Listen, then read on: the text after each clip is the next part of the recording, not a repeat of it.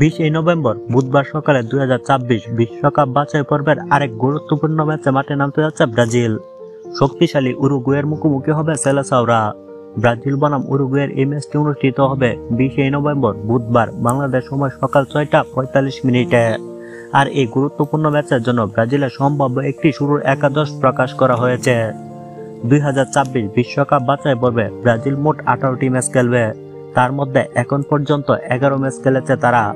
11 ম্যাচের মধ্যে মাত্র 5টিতে জয় পেয়েছে ব্রাজিল, পরাজিত হয়েছে 4টিতে, 2টি ম্যাচ ড্র করেছে। 11 ম্যাচে 17 পয়েন্ট নিয়ে 4 নম্বরে আছে সেলেসাওরা।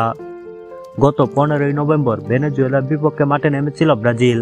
ওই ম্যাচে জয়ের কাছে গিয়েও ভিনিসিয়াসের পেনাল্টি মিসের কারণে 1-1 গোলে ড্র নিয়ে মাঠ ছাড়তে হয় সেলেসাওদের। আর তাই এবারও জয়ের লক্ষ্য নিয়ে নিজেদের ঘরের মাঠে উরুগুয়ের মুখোমুখি হতে যাচ্ছে ব্রাজিল। তবে এই ম্যাচেও ইনজুরির কারণে অনেকেই হারিয়েছে সেলেসাওরা।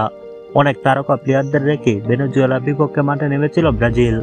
আর ভেনেজুয়েলার ম্যাচে হলুদ কার্ড দেখেন ভেন্ডারসন। এর আগে পেরুর ম্যাচেও হলুদ কার্ড পেয়েছিলেন তিনি। তাই শাস্তির স্বরূপ উরুগুয়ের ম্যাচে খেলতে পারবেন না ভেন্ডারসন। এই ভেন্ডারসন সাসপেন্ড হওয়ার কারণে তার পরিবর্তে দলে ডাকা হয়েছে দুদুকে।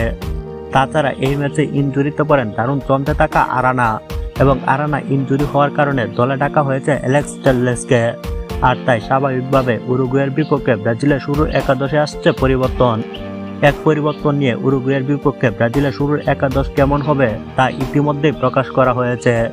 চলুন দেখে নেওয়া যাক এই একাদশে কে কে আছেন।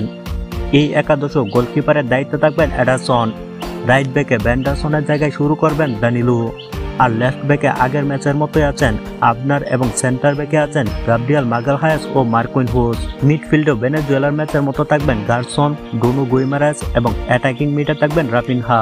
রাইট উইংয়ে রাখা হয়েছে সেভিনহুকে, আর লেফট উইংয়ে রিয়ালের তারকা প্লেয়ার ভিনিসিয়াস জুনিয়র এবং নাম্বার 9-এ দারুণ চমকে থাকা ইগুর জেসুসকে রাখা হয়েছে।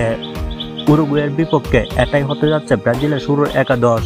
একাদশে একটি মাত্র পরিবর্তন আনা হয়েছে, ভেন্ডারসনের পরিবর্তে দানিলুকে রাখা হয়েছে। তো ভিউয়ার্স, এই একাদশটি কেমন হয়েছে তা কমেন্টে জানিয়ে দিন, এবং এই একাদশ নিয়ে উরুগুয়ের বিপক্ষে কেমন করবে ব্রাজিল তাও কমেন্টে জানিয়ে দিন।